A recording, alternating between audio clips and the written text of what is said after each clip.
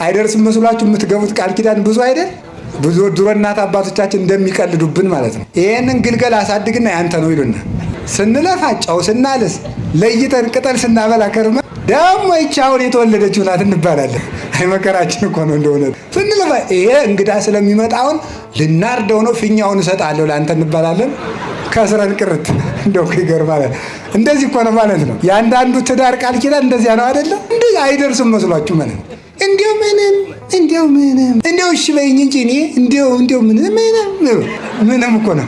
ሰውየው ራሱ ዛሬ ምንም አያደርግም ዘዋለ የመጨረሻ በጥብጥ ነው የሚሆነው ማለት ነው። እና እንደዚህ አድርጎ አይደርስም መስኮ ዝጉርጉር ውሰድ አለ። የማይጨበጥ ተስፋ መስጠት ያጋንንታቸው መለያቸው ነው። የማይጨበጥ ተስፋ መስጠት እስቲ እግዚአብሔር ያሳያችሁ። አሁን ባለፈው አንድ ሰው ሲነግረኝ ነበር፣ አንድ ፓስተር ያደረገው ሁላችሁም አካውንታችሁን አምጡት፣ ቡኩን እዚህ ያስቀምጡትና ኢየሱስ 100 ሺህ ብር ያስገባላችኋል። ኧረ ያስገባ ነውር እኮ ነው። በእውነቱ ማን የማይጨበጥ ተስፋ መስጠት ነውር እኮ ነው። ያጋንንት ጠባያቸው ነው። የመናፍቃን ጠባያቸው ነው። ጌታ ኢየሱስ ይላል በቅርብ ቀን መኪና ይኖርሃል። ላይኖርም ይችላል። ነውር አይደለም ይሄ። መኪና ይኖርሃል ይለኛል ይላል።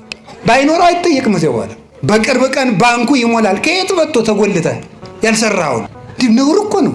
ያልዘሩትን ማጨድ ይቻላል። እንደው የነሱ ጅልነት እኮ አይደንቀኝም። የእናንተ እብደት ነው እኮ። እናንተ እብድ አይደላችሁም። እዚያ የሚያብዱትን ነው። እንደው በጣም ነው እኮ የሚያስደንቀው በእውነት ማለት እንደዚህ አድርጎት እና እንደ ላባ አይደርስም እየመሰላቸው ሲደርስ እንጨናነቅበታለን ብለው የሚያደርጉ ሰዎች እግዚአብሔር አሁን እንዲሁ እያለ ምስክ እግዚአብሔር አንዱ ያደረገውን ሰምታችኋል። እግዚአብሔር ስንት ሴቶችን ነው እግዚአብሔር ከኔ ውለዱ ብሏቸዋል እያለ ሲያጃጅል አሁን ደቡብ አፍሪካ ታስሮ ያለ ከ60 በላይ ሴቶችን ነፍሰ ጡር አድርጎ ማለት አሁን ይሄንን እንግዲህ ጌታ ኢየሱስ ፈቅዶ ብሎ የሚቀበለው እብድ ንፍልል ማለት ይሄ እኮ እውነት ነው የምነግራችሁ። የማይጨበጥ ተስፋ አንሰማም። እስኪ በሉ የማይጨበጥ ተስፋ በሉ። ምን አንልም። ደግሞ ምንድነው የሚለው መጽሐፍ የሚታይ ወዘሰ ዘያስተሪ ኢኮነ ተስፋ። እስኪ በሉ ሁላችሁ የሚታየው በሉ ተስፋ አይደለም። በሚታይ ጤና ይሰጣል። በቅርብ ቀን በእግርህ ትሮጣለህ። በቅርብ ቀን በእጅህ ትሮጥ። ምንድነው እንደዚህ ያለ ነው?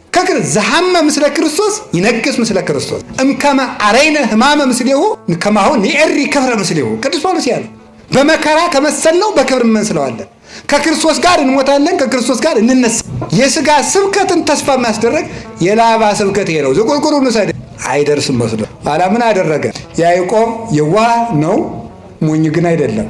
ቅድም እንደተነገርነው 3 በትሮችን ወሰደና ላጣቸው። 2ቱን ላጣ፣ አንዱን ቅጥልጣል አደረገው። ቅጥልጣል ወይም ሸመለመሌ ምን ማለት መስላችሁ? አሁን ጫፍ ላይ ይልጠዋል፣ ቀጥሎ አይልጣውም፣ ይቀርጸዋል ማለት ዝጉርጉር ማለት ነው።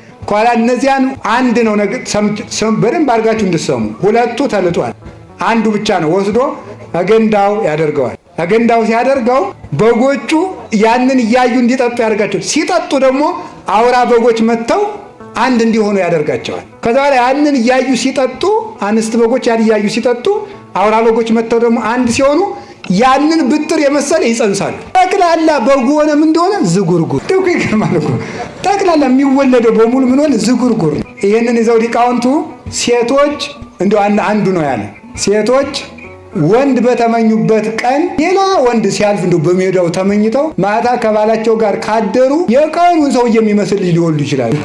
ይሄ በጣም ችግር ነው ማለት ነው። ይሄ በጣም ችግር ነው። ከዛ በኋላ ሰውየው ምን ሊል ይችላል?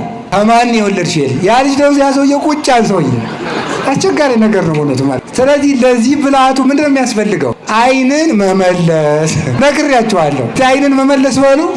አዎ ቅዱስ ዳዊት ያለው ይሄ ሚጦላ አይንቴ ከመይራ ከንቶ፣ አይኖቼ ከንቱ ነገርን እንዳያዩ መልስልኝ። እስኪ በሉ አይኖቼ በሉ። አይንን መመለስ እንዴት ያለ መልካም ነገር ነው። እንደው በዚያው የሥጋውን የምናውቀው ትዳሩ እንዳይበጣበጥ ብዬ ነው ይሄን ያመጣሁት እንጂ ሐሳባችን ዝጉርጉር ተወለዱ። ከዚያ በኋላ ዝጉርጉር ተወለዱ።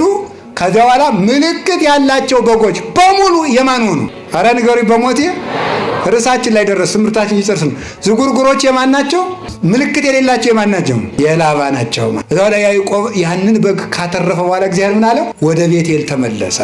እንግዲህ ከአንተን ወደ ተግድሮ ለአንተ ወደ ተገለጥኩ አባትህ አብርሃምን ከካራን ከካላውዲዮን አውጥቼ በመስዋዕት መሰዊያው ላይ በተገለጥኩበት ላንተ በተገለጥኩበት ለአባት ለይስሐቅ በታየውበት የወርቂቱ መሰላል ወዳየባት ወደ ቤቴል በጎችና ቤተሰብን በሙሉ ይዘህ ውጣ አለው።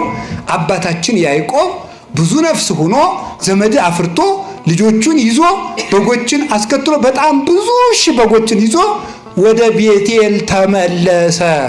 እኛንም ሁላችንንም ይመልሰን እግዚአብሔር።